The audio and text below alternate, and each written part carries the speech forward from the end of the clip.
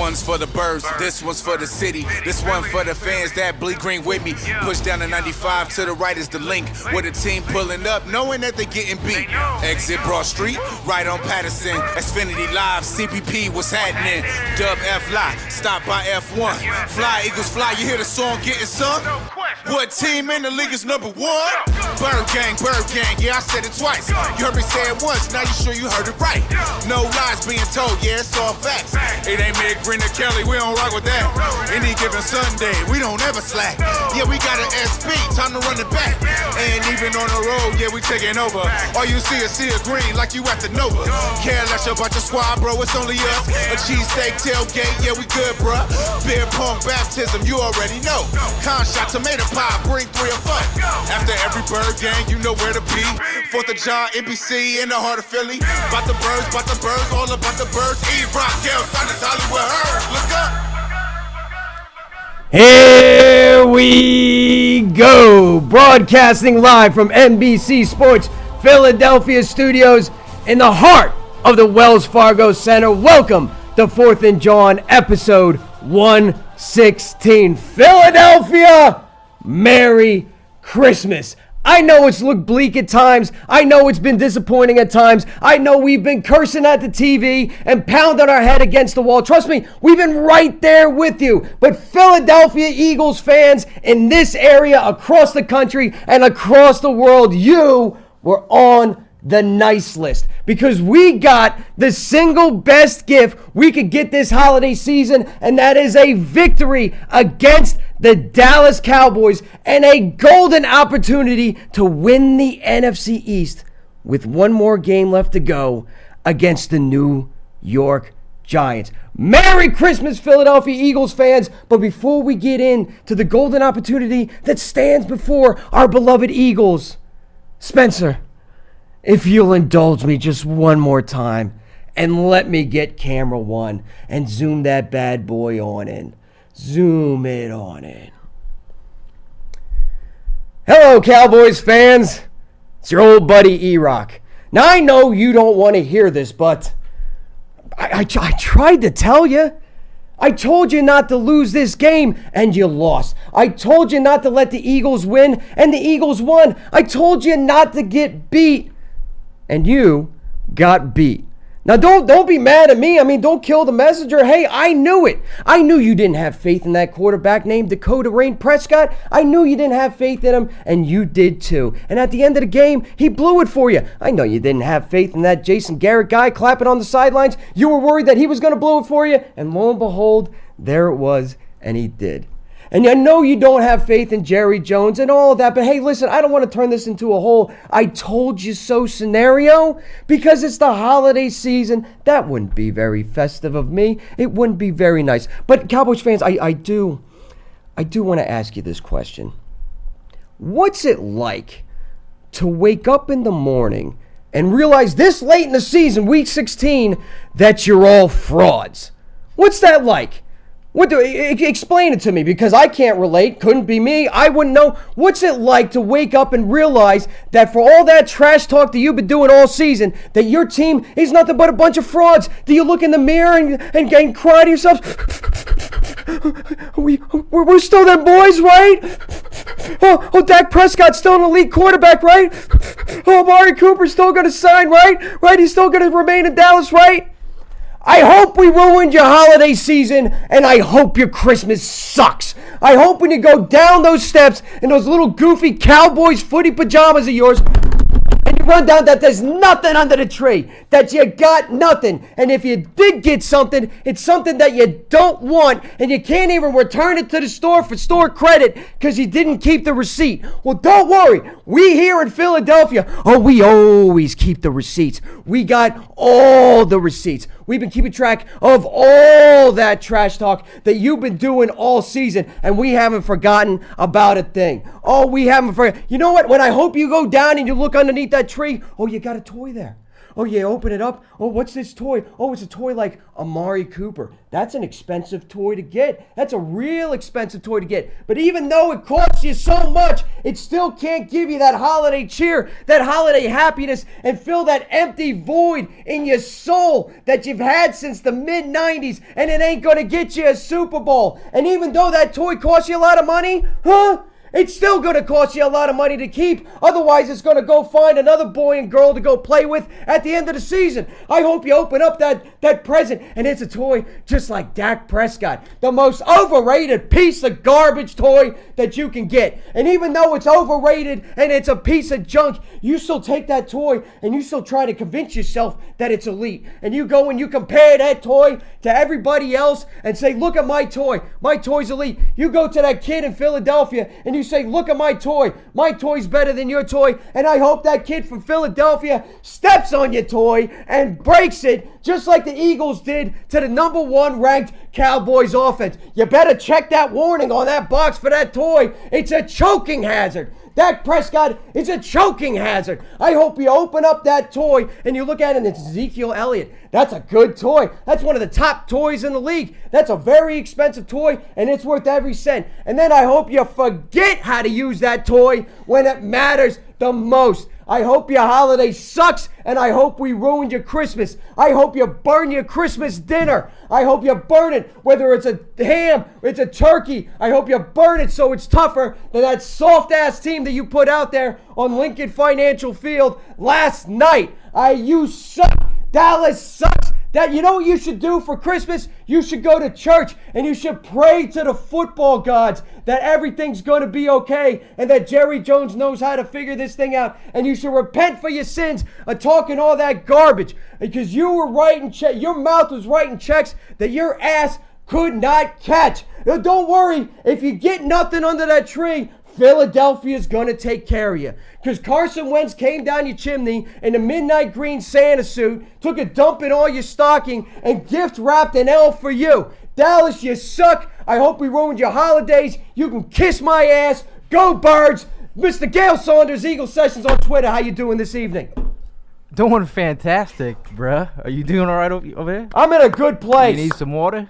The Eagles, they saved Christmas. But not only did they save Christmas, they saved the season, man. I mean, they really saved the season.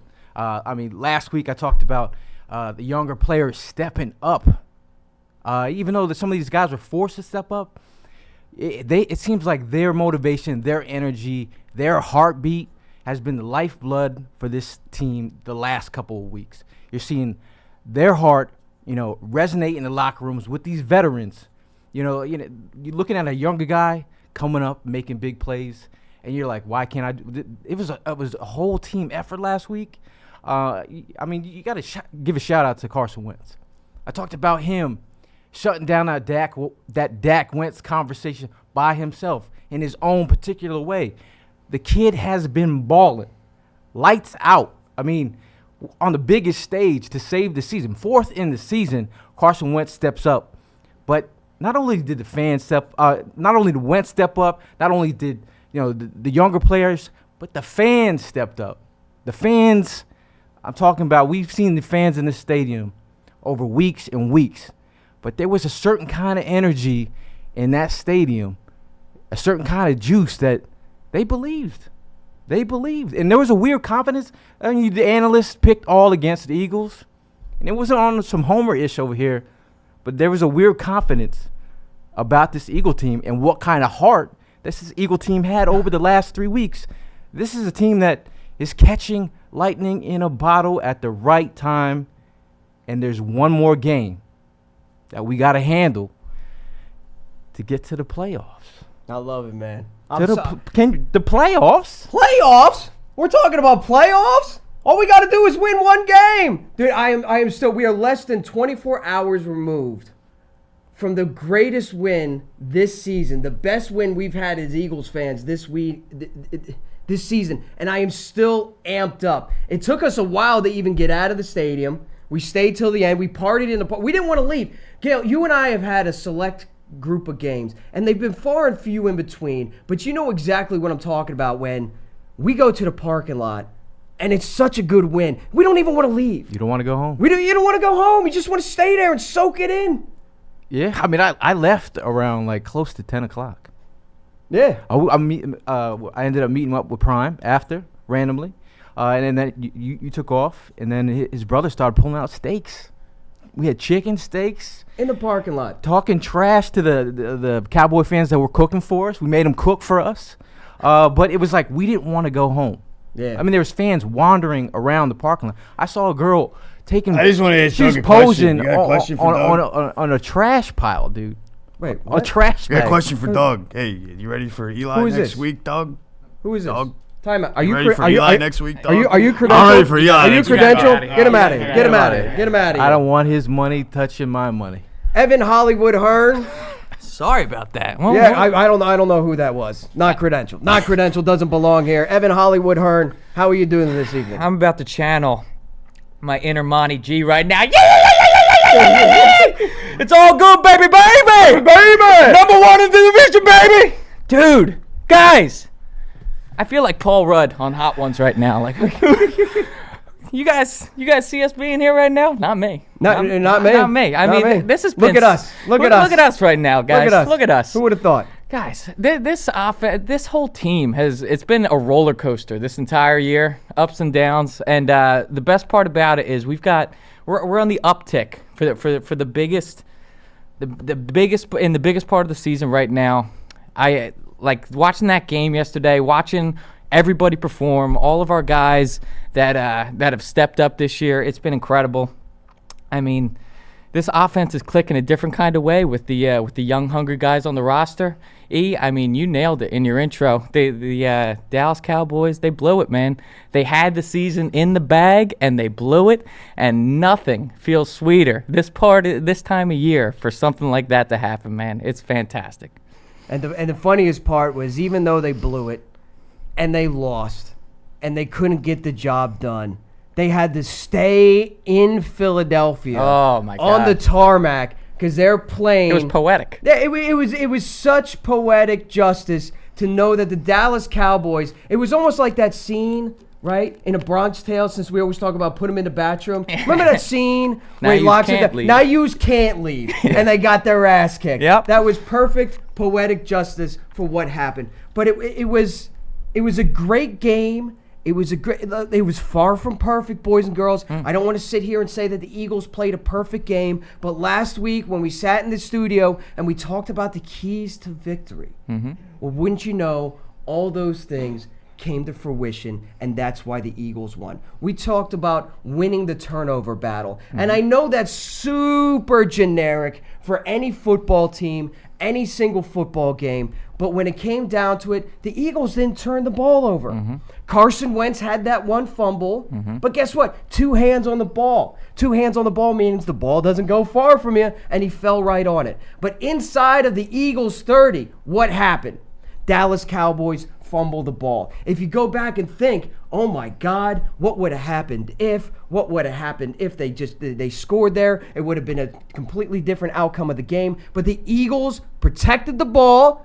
They played smart, and they didn't turn the ball over. That led to their victory. Yep. We talked about penalties as well. The Eagles only committed 4 penalties. It was the lowest since the Seattle game, and it was their second lowest total of the entire season. 4 penalties. That's it. Now, granted, like Gail says, death tax and the Jason Peters false my start. God. And you know that's going to Second play happen. of the game, But 4 penalties is pretty damn good. Ezekiel Elliott. Ooh. You know what? You didn't feed Zeke, did you? You didn't feed Zeke. 13 carries, 47 yards. No wide receivers over 100 yards. Jim Schwartz, like I said, had to call the game of the season. Whether it blitz, play zone, he had to figure it out. And most importantly, you saw big-time names go down in that game. You saw your 2 starting corners exit the game at certain point. Yeah.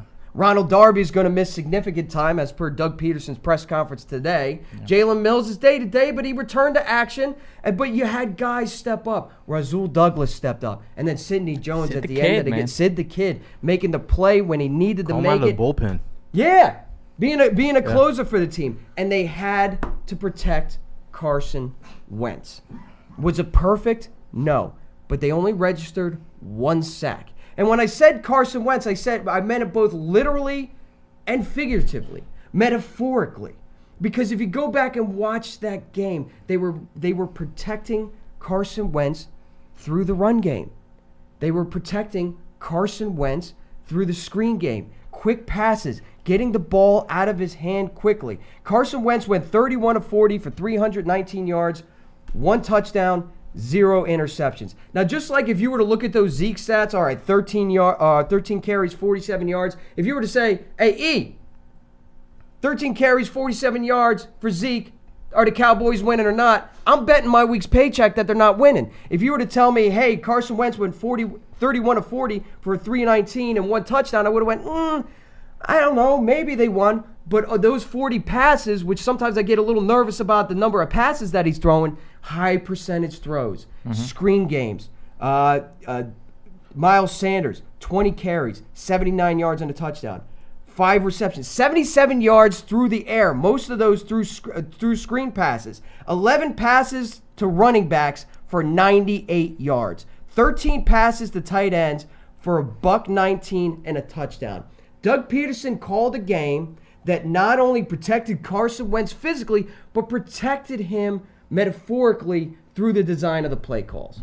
Yeah, I mean, Carson Wentz has been lights out the last 3 games. Over the last 3 games, Carson Wentz 94 for 133, 71% completion percentage, 910 yards, 6 touchdowns, no interceptions. You know, he's had his fumbling issue, but at the end of the day, that's what we need from Carson Wentz. We've asked for, MVP like. He's been MVP like for this squad with all the the players that he's playing with, and you can see them like starting to form a unit. A dump off to Greg Ward Jr.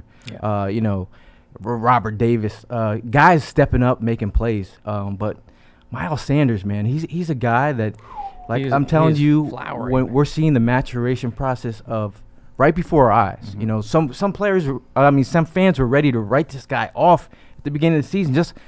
Just let him develop, bro. I mean, the explosive plays, but also the mental ability.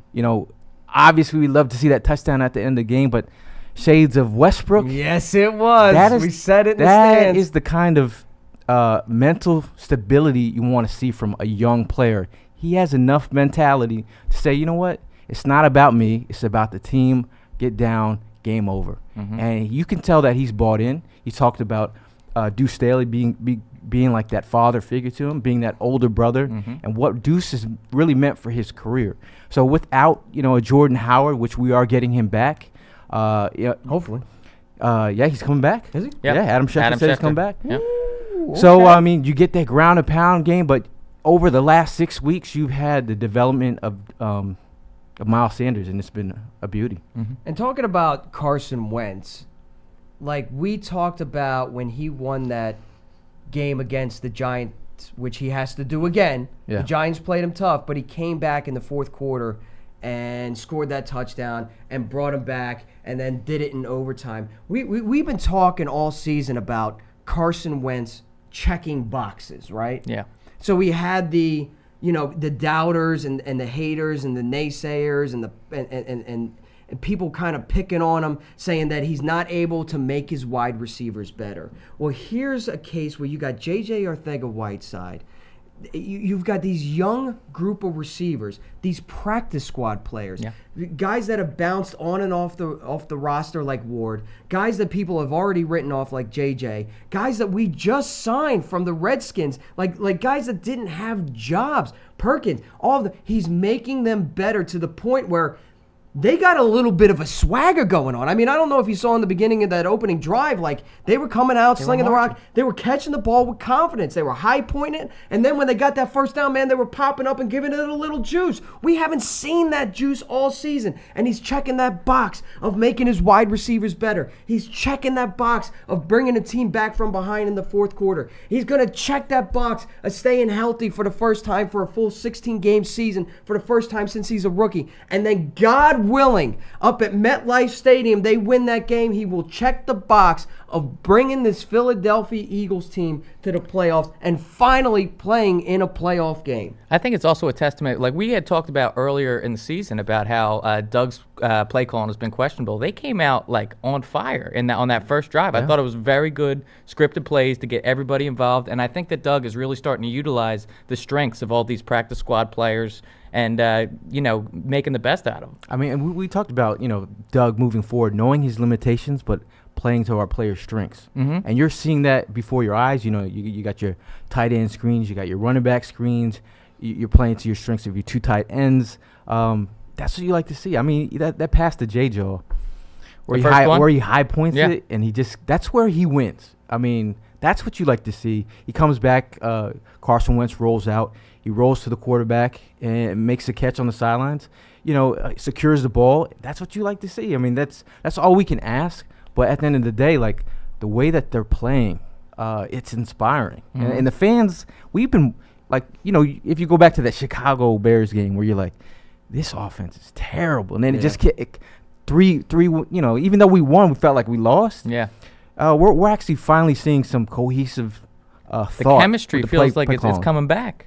Yeah. Yeah. And I've never seen, I shouldn't say never seen, but it's been a while since I've seen something later on in the season that I just did not anticipate seeing in the beginning of the season. When I say I've never, and then I corrected myself, I remember like going into the season and thinking Chip Kelly was going to be the guy, and then by the end of the season you realize that this dude was totally figured out. So He's a fraud, yeah. So it was kind of the light bulb went off by the end of the season, and I didn't really even see it coming. The chemistry of Carson Wentz and this group of receivers that honestly you could look at on paper and be like, this is the worst receiving core in the NFL. This is worse than James Thrash and Todd Pinkston. To see that now, it has become so apparent to me at this point in the season that in order for Carson Wentz to lead this team, he's going to need his own guys. That means Nelly's got to go. Mm-hmm. Listen, I don't know what you do with Alshon Jeffrey at the end of the season because that is a lot of dead cap money. That is a big cap hit. Yeah. And looking back at that contract that he signed for that amount of money, it is clearly a mistake. But Carson Wentz, with the ability to lead the offense and trust in young receivers who are just as hungry as he is to move the ball and get the job done, get the ball in the end zone, score some points, and win some games, I mean that is...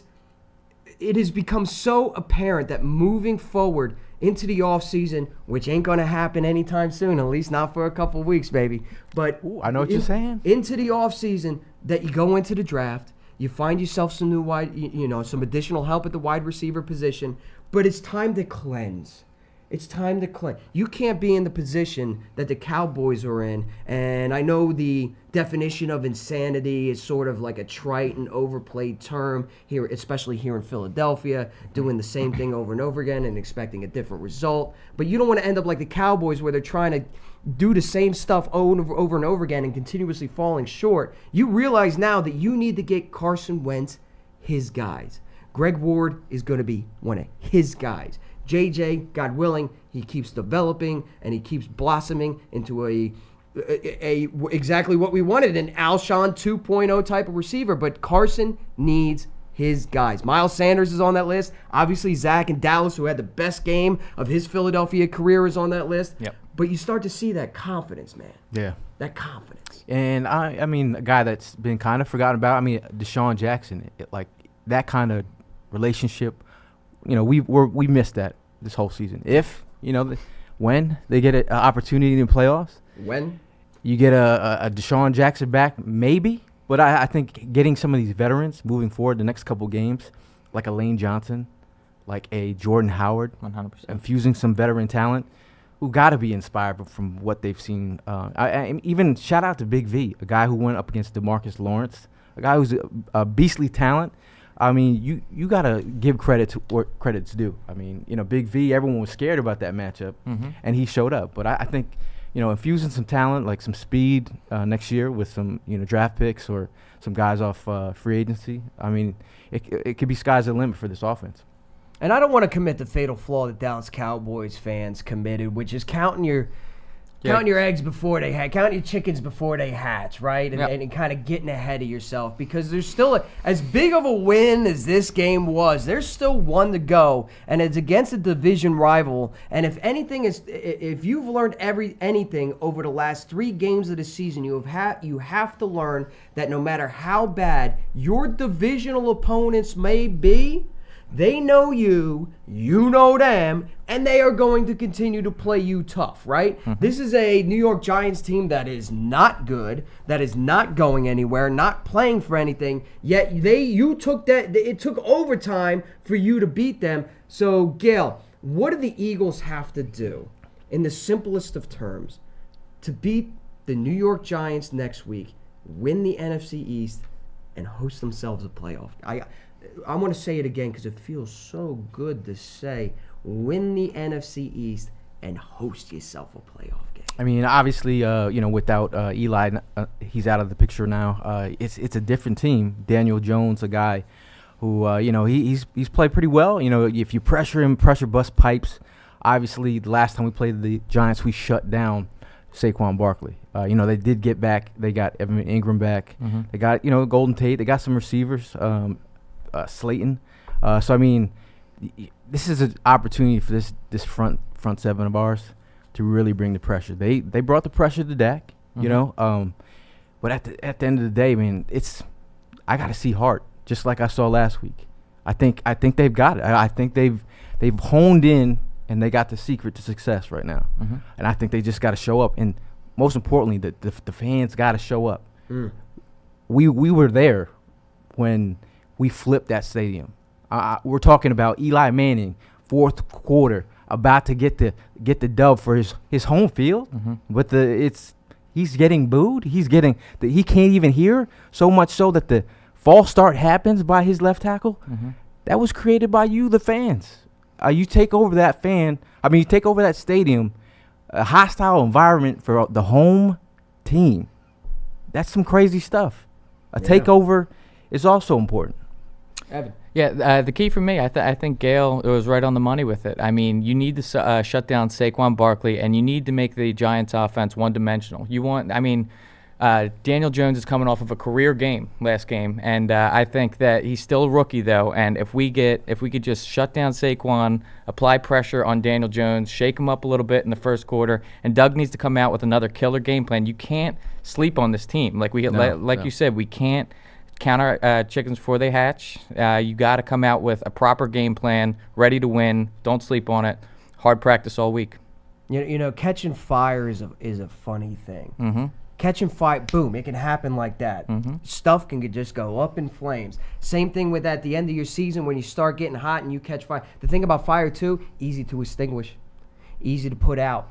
So you can't have this New York Giants team take away the swag that you are now starting to develop. I saw the Eagles in the locker room doing the electric slide for the first time since 2017. I've seen Sidney Jones in the end zone and the whole team celebrating with him. I've seen the whole team celebrating with us at the end of the Washington Redskins game. I've seen the first down. I've seen Miles Sanders, start feeling himself. You're starting to see this team build that confidence. That fire can get extinguished awful quick. Yep. Don't let it happen, because what you want to do is you want to beat the Giants, prove it, beat the Redskins, prove it, step over the Dallas Cowboys like you're stepping over a dead body, because that's exactly what they are at this point in the season. They are dead. And then use the New York Giants as a stepping stone to kind of get that juice, get that feeling, get that chemistry back for the first round of the playoffs. Which would be at home. Which would be at home, crazy. Which is insane, and not for nothing. If the Eagles can keep playing like they're playing and stick to the game plan like they're sticking to, continue to protect Carson Wentz, and the defense can still keep these guys out of the end zone and kicking field goals. Listen, that was the number one offense in the NFL that you held to 3 field goals. They didn't touch the end zone. That was the number 2 in a must-win game. Points per game offense in the NFL. That was the number 1 passing offense in the NFL. And not for nothing, but let's say it's Seattle. Like, they got running back problems. That's our strength. They're going to be slinging the ball. Listen, you can start to get that fire. Don't extinguish the fire. And Gail, you touched on the front seven. I think you're 100% right. I respect Eli Manning. As much as we've all, and me included, have goofed on that guy over the years, and justifiably so. He's been a lot of fun. Like, he knows how to beat the Eagles. He knows how to play the Eagles. The Eagles haven't seen Jones yet. Nope. And the Jones has not seen the Eagles yet. And what Jim Schwartz is going to do, I think, this time is really, hey, D-line, this one's on you, guys. Mm-hmm. You go have fun and you go feast out there and you make it happen and just kick that kid's ass. Yeah, I mean, interior pressure is everything. I think Fletcher Cox, coming back from, he got injured during the game and came back and just gave you some, I mean, that dude was playing with some heart. But, Daniel Jones, he's been known to fumble the football. So, we've had our dealings with fumbles, but I think Daniel Jones, Giants fans will tell you he's been fumbling. How about Josh Sweat stepping up this year as well? Joshua has been having a solid year, man. He's got some juice. He does. He does. That was another slept-on draft pick that we mocked Howie for. And listen, they've tried. Here's what I love about what I'm seeing. They tried the year after the Super Bowl to embrace the target, and it was manufactured, sort of synthetic, non-organic sort of confidence, hype. They were trying to inject that in the team manually. You just can't do that. You come into this season, everything matters. And you know what I mean? It's that it was built, and I've said this on the podcast before, it was made by the coaches and the staff, and they're trying to talk the players into believing in themselves. Can't happen. Doesn't work like that. Manufactured swag, synthetic swag is nothing compared to organic swag, and that's what this team is starting to build. Yeah, and Zach Ertz had one of an inspiring speech. It got the team riled up. He talked about Cortez when he was invading Mexico. Man told his soldiers to burn the ships behind them. The reason being there is no plan B. There's only plan A, and that's to get the job done. This was Brandon Brooks talking about, Zach talking about the story. Malcolm Jenkins chimes in. He gave the story talking about burning the boats and having no choice but to compete and win. Either you survive or you go home. That's the situation that we're in. I feel like they're dialed in. It's a, I don't know if it's like they like to be backed up in a corner. Nobody backs up the Eagles in a corner. But it's just great to see because I mean we've had some. It's been a tough time as an Eagle fan this season. Yeah. We say week in and it hasn't been fun. No, I mean, it has been fun the last couple of weeks. It's been a blast. I mean, we've been partying with the team in the end zone. I mean, we're watching overtime victories, and we get this blessing at Christmas time. I mean, right now I'm having fun. Burn the ships. I like that one. Burn the ship. You knew. You knew I would like. He likes pirates. This guy. You knew I would like that one, and the message is clear. There is no option, no other option. You go in, you either conquer or you die. You do not retreat whatsoever, and that's the kind of organic, grassroots, swag, confidence, fire, energy that comes from the players that you simply can't put on a T-shirt and just give it to the players and think it's going to be 53 angry men. That doesn't last. When it comes from the locker room, that's when it absolutely matters. Listen, it is the holiday season, so we don't want to spend a lot of time in here. We all got families to go to. We all got food to eat. We all got victories to celebrate and Cowboys fans to dump on. So we're going to get right to the Twitter questions and then get on out of here. Evan Hollywood Hearn, why don't you hit us with the first question? All right, Harry the K wants to know, is Greg Ward what we've been looking for when we were drafting Aguilar in the first round? I mean, I guess so. Greg Ward has a lot to prove. He's got a lot more to prove. He's doing a great job the last couple weeks. I put it in a group chat, and I didn't want to print it out on the timeline because I was like, does this even make sense? But I was like, Greg Ward is Philadelphia Victor Cruz. A guy that's just undrafted. I realize there's no quarterback background in there, but nobody expected anything from him. And then all of a sudden, he becomes a receiver like Eli Manning's go-to receiver for a couple years there. Posts a couple 1,000-yard receiving seasons. And that's what I could see Greg Ward developing into. I think when we drafted Nelson Aguilar, we were hoping for like better than Jeremy Mack. If you remember, we let Jeremy Maclin walk. Mm-hmm. Like we did after the prove it year. After the prove it year, he signed 1 year. He balled out, And then what did he do? He went and signed with Kansas City? Yep. Wasn't it Kansas City? Yep. And then we drafted Nelson Aguilar to be like Jeremy Macklin's upgraded replacement, and he was nowhere near that. I don't want to shoot for that, but if Greg Ward can be Philly Victor Cruz, that's a dub. That's a win. Yeah. That's a win in my book. Hey, if he could be Edelman Light, who was also a former quarterback, that would be great. But I think Greg Ward in his own right is his own man. He's a guy who's been through the trials and tribulations of a journeyman player in the NFL. Yeah. I mean, the dude was on an AFL roster that does not even exist anymore, to the point where, 3 years in a row he's tried to make this roster. Doug Peterson spoke highly of him, but they didn't have that opportunity for him. But I think at the end of the day, he's sparking something in this team. And I haven't said that about a lot of players this season. For some reason, what he's done has definitely sparked It's hunger. that hunger. You could see it, man. It's all over his play. Like, Hungry dogs run faster. Haven't heard Full that. dogs go and take a nap. And you feel like the rest, you know what I mean? Like, not for nothing, but the layover to guys in the Super Bowl that Carson Wentz is trying to throw balls to that have some sort of bromance with Nick Foles, you kind of feel that. I mean, you could smell out entitlement. And I felt like this guy comes from a different ilk right now, and that's exactly what this team needs. Exactly what else you got? Eagles Nest 315 wants to know, he was a sign Howard 2020 guy, and he's saying, now with the breakout of Sanders, are you still wanting that, or do you want Sanders to be the lead guy? I think if you can recreate sort of the running back trio that had so much success, not exactly verbatim and exactly the type of running styles, but I do think you need 3 running backs to run a successful running back by committee. And I don't want to use that phrase because I think Miles Sanders is more than capable of handling the bulk of the carries all on his own. But let us not forget, while Miles Sanders was still learning his craft and how to be an NFL player, that Jordan Howard was crushing it. Jordan Howard was one of the most pleasant surprises of a very frustrating early part of the season. That dude was gaining the yards. He was gaining the tough yards. He was putting his shoulder down and looking for contact. It'd be nice to have that now.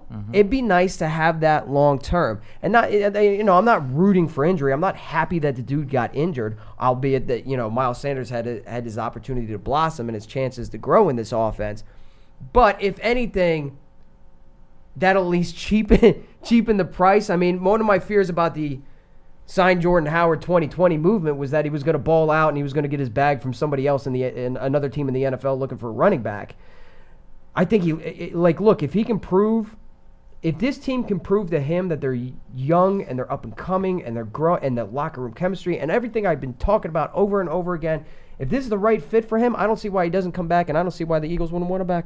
Yeah, I mean, I think Jordan Howard brings you a different kind of identity to your run game. I mean, he runs the inside zone like no other. I think he, guy hits the hole hard. And at the end of the fourth quarter, when guys are trying to make business decisions, you don't want to see Jordan Howard. I think he's a guy who, he's a lunch pail guy. You don't hear much complaining from him. He does whatever it takes for this team. I think if you get him on a reasonable contract, it could make sense. But I really do feel like, Miles Sanders has shown you what kind of dynamic player he is in the passing game, running game, and his ability to block for a rookie. He's flashed, and it's great to see. I mean, Jason Peters called him shady-like. Yeah, listen, Eagles fans, if I could rephrase that question and propose this to you. If you have Miles Sanders, which is a cross hybrid between a Brian Westbrook and a LaShawn McCoy, you got that. And then you've got a Jordan Howard, who is a cross hybrid between a Jay Ajayi and a LeGarrette Blount, and I give you that. And then Boston Scott can be new Darren Sproles. How do you say no? How do you say no to that? That's a dream backfield. No Corey Clement on that list, I noticed. Corey Remember Clement's that still guy? right. Yeah. was he the next Westbrook? Hey, easy. Listen, not all of them are gonna be gems. No, I mean, but Not all of them are gonna be gems, Mr. Gale. No, I mean, no, he still got some juice. I mean, that guy was a MVP in the Super Bowl. The way he played that. All right, what else you got?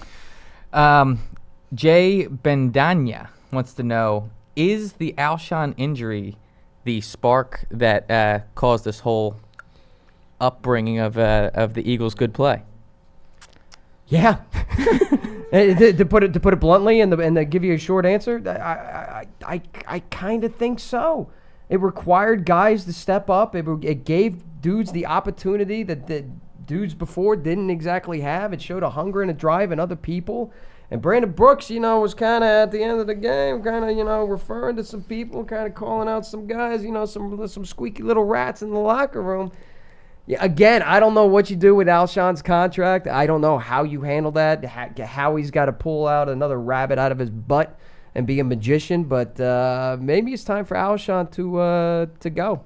And not for nothing, but his play before that, somebody on the timeline referenced him like, Alshon's playing like Des Bryant did at the end of his career. I don't know how much is left in the tank of Alshon. I'm an Alshon guy, but I think he's banged up. I don't think he was healthy. But I also, not just Alshon, I think Aguilar. I think both of them going down forced this offense to wake up. Letting guys, the X and Jordan Matthews not come back to this roster. Look at the guys that are willing and hungry to make plays. It forces this offense to think smarter and play smarter and come up with some new juice, because they've obviously brought it to the table the last couple of weeks. I mean, it got stale. It feels new again, doesn't it? It feels brand new again. We are 3-0 with 3 active wide receivers going into the game, which is kind of mind blowing. That's crazy, dude. Anthony Bullock wants to know: does Sidney Jones have a chance to be back next season? Yeah, why wouldn't he? Yeah, I mean he's still on the cash flow. I mean, but I think he's, from what he's been going through. He said it himself on NBC Philadelphia after the game. This has been one of the toughest seasons of his life. Just dealing with what he's been dealing. He's been in the doghouse, but like consistently the last couple games, he's come up when the team needed him most and made big plays. Whatever you can take from this and learn from this moving forward, I think this is classic stuff this is how you learn to become a professional. Hopefully he's learned something from this season. And Avonte Maddox and Cravon are going to play their role. I think Rasul's done at the end of the season. They're going to let him, find a new home. I'm giving up on the Sidney Jones is going to be your starting number 1 cornerback. I've given up on that hope, and I'm not about to talk myself next offseason into believing that anymore. But what you do need is a more than capable backup. All right, so I think he does absolutely stay here, because he is going to need to be that capable backup who, like a relief pitcher, can come in when one of your starting corners gets injured. And listen, they're still going to have to draft a guy. Mm-hmm. You still got to draft a guy, maybe sign a guy in free agency, bring some new talent in. Darby and Rasul, I think, are out at the end of the year. But, I think Sidney has a home here. He just needs to continue to develop. You bringing back Mills? Yeah, I like Mills. Ooh. Mills, for all of his flaws, brings a swagger to that team. He does. You saw it. He wanted all the smoke in the beginning of that game, dude. He was puffing. That's up, what we were doing. That's the one celebration action, we were doing. You know what I mean? And he's a physical corner. He's not. The one thing that Mills is going to do is he lacks makeup speed. He's going to get torched every once in a while. He's going to finger wag and piss you off when he shouldn't be finger wagging, because the wide receiver blew right by him and just happened to drop the ball. By the way, Cowboys fans, shut up. Getting back to you guys, shut up. I don't want to hear the excuses, all right? I'm listening to Skip Bayless, all right? I'm listening to Skip Bayless today going, my quarterback had 6 drop balls, and that's why they were letting him down. On my quarterback, listen, you didn't want to hear about the injury excuses early on from Eagles fans. It didn't even matter to you. Dak was better. So I don't want to hear the injury excuse and this freaking fugazi shoulder injury that he has. They were just setting him up with an excuse because they knew he was going to blow it. So I don't want to hear anything about, he didn't get any reps, or he didn't have time to practice, or he was hurt. And I don't want to hear anything about drop balls. This is stuff that we've had to deal with all season. Just because you had to deal with it one game doesn't mean you get to bitch about it now. Shut up and take a seat. I mean, Dak great until he got to be great. What else we got? Sanders Stan account wants to know, speaking of Skip Bayless, your speaking of devil. Yeah, speaking of Skip Bayless, Max Kellerman, is he the new Skip? And what are your thoughts on his comments? Just not wanting to give it up. Listen, this. Go ahead, Gail. Go ahead. Stick to boxing, Max. And rapping? His football takes are like his rap career. If you want to go to my Twitter handle, check out his rap career. Rumble, young man, rumble, said Max Kellerman. His football takes are trash. He could talk about boxing if you like, but I think it's at the end of the day, like, give the man, like, when as a man, sometimes you have to take L's. Take the L. I'll respect you more for taking the L when you're wrong, and he's been wrong a lot lately. Listen, to take the L like a man would be to be a legitimate commentator. And listen, it's not hard to see right through where sports media has gone. Gail, when you and I were in college, when you and I spent, you might even remember that. You used to stay up late in college and watch SportsCenter because that's where you got all your highlights. You got all the highlights from SportsCenter. And they used to do the top 10, and they used to do the Jacked Up and Sunday NFL Countdown, blah, blah. You used to stay up late and just watch that kind of stuff. The entire industry has shifted away from that with the emergence of social media. Yep. And this is nothing new. I mean, now these sports, the ESPNs, the Fox Sports, all of them have had to figure out, how do we start to regain viewership? How do we start to generate content that competes with Twitter, with Facebook, with stuff being online? Hot so takes. They don't have, and it's been hot takes. That some of the local sports talk radio here in this city is coached up on hot takes, because what do hot takes do? They generate phone calls, clicks. They generate conversation, they generate clicks.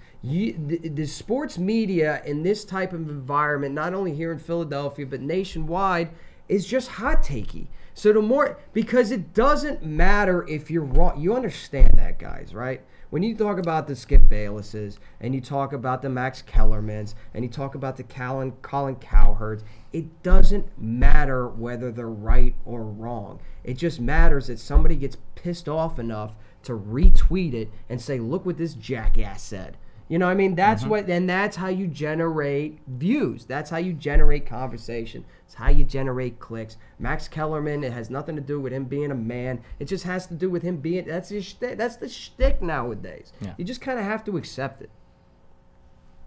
Is that it? Got one more. Christian Trujillo, I'm sorry, I'm going to butcher your last name. Trujillo wants to know who on this coaching staff gets their job saved if the Eagles sneak into the playoffs. Deuce. I don't think they were firing Jim Schwartz. I thought Deuce was okay. I think Mike Groves still got to go. Press Taylor's still got to go. I think those are my guys. That I don't think they're not going to be Captain Save Bro. I don't think Jim Schwartz was going anywhere. I don't think he was in danger of really finding somebody being in such a rush to hire Jim Schwartz. First of all, defensive coaches in general, like, it's all young offensive minds. Everyone's looking for the next McVays and the Shanahans. Everybody's looking for that McVay, who recently got bounced from playoff contention. Yeah. Well, they're looking How for far those they fall. young offensive minds. Nobody wants to hire the Dan Quinn. You take a look at these teams that have hired, with the exception of McDermott in Buffalo. Nobody's looking at these old head kind of defensive coordinators and going, ooh, let's hire him as a head coach. Mm-hmm. So I'm not worried about him getting a head coaching position. I think he's done enough, especially, again, Brady and Wilson. Held the number one ranked offense scoreless. To out of the end zone. I mean, that with guys going down, there's something to absolutely be said. And going back to the Deuce thing, the reason I said Deuce is because I am fairly confident that somebody's going to want to hire Deuce Staley as an offensive coordinator. I'm not saying Deuce saved his job because I think he's bad at his job. I think there's a little bit of too much promoting from within, and they do need a fresh set of eyes. But I am confident that Deuce Staley is eventually going to find himself his own role and be able to captain his own ship sometime in the near future. And by near future, I mean offensive coordinator next season. But if he wanted to stay, I think the offense, the way it's been running over the last 3 games, has warranted him staying as the running back / assistant head coach. Is that it? Are we good? We good. Is it time to party for the holidays? Yes, sir. Couple shout outs before we get on out of here. And again, we appreciate you tuning in on a Monday at 5:45, and we appreciate Spence kind of hanging in there as I was stuck out in the traffic. Shout out to Dennis Kelly, who was a photographer who stopped by the 4th and Jawn tailgate, took a bunch of pictures. I want to shout him out because he didn't have to do that. He took a bunch of wonderful pictures. Please check him out on his Twitter and his Instagram to see all those 4th and Jawn photos. There's a lot of them. He's not with the Titans anymore? No. Shout out to Sonny Anderson, my Giants Twitter crush, my boo thang, if you will, the girl whose heart I battled license plate guy on the Rachel Ray show for. She hooked Gail and I up with tickets to the Giants game. And Gail, after the show, I got to show you the messages that we were sending because it's a Bud Light-esque hookup. It is the hookup. We'll be 12 rows back from the end zone, 50-yard line, club level. Wow. I mean the whole thing. So shout out to Sonny bro. Anderson for hooking it up. We hope to see you at the game. Again, Gail and I have been there when we've seen Eagles fans absolutely take over that stadium. We're hoping to see the same thing again so we can all celebrate as Eagles fans at MetLife Stadium, kind of rub it in the face of Giants fans as we win the NFC East and host a playoff game. Of course, Conshohocken Bakery for providing the pizza and the food. It was amazing. There was nothing left. Once again, by the end of the tailgate, we appreciate your continued support throughout the season and last season. They've been one of our first. They were our first sponsor. Yep. They've been so supportive of us. Tina, we absolutely love you. Bud Light, once again, hooking it up. Not only at Washington, but hooking up the tailgate the entire season. We love those guys over there. They've been so incredibly supportive, and we've got some big plans. You know, we've already talked about next season. Yep. Some big plans with Bud Light coming. Monster Energy Drinks, my drink of choice for providing the tailgate with all the beverages. Gail, any final thoughts before we get on out of here? Shout out to Karate Mark and the Goofy Gators. You know, we like to give back. We love the Eagles. You know, we've kind of formed this thing, and the fans, you guys have given. I mean, I'm bringing gifts after the show to Karate Mark. I mean, the gifts are still coming in. To shout out to those guys for doing a phenomenal thing. And not only the gifts that people have brought to the tailgates. Mark texts me and shows me pictures of the gifts that were mailed in from viewers of 4th and Jawn and listeners and subscribers, whether it be YouTube, iTunes, or Facebook. People have mailed stuff to Amerikick Northeast Philly. And Goofy Gator shouted us out. They were able to take on more families and give to more families this holiday season, which means there's going to be more kids who have special needs, especially autism, that are going to be just brightening up their holiday spirit, just like Eagles fans' holiday spirit was brightened up with that win over the Dallas Cowboys. And once again, you suck. I hate you. I hope we ruined your Christmas. You suck. Until next time, when we sit in this studio as NFC East champs and get ready for the wild card playoff tailgate, for Mr. Gail Saunders, Eagle Sessions on Twitter, for Evan Hollywood Hearn, EROCK, we will see you right here, NBC Sports Philadelphia next week. Let's go Birds!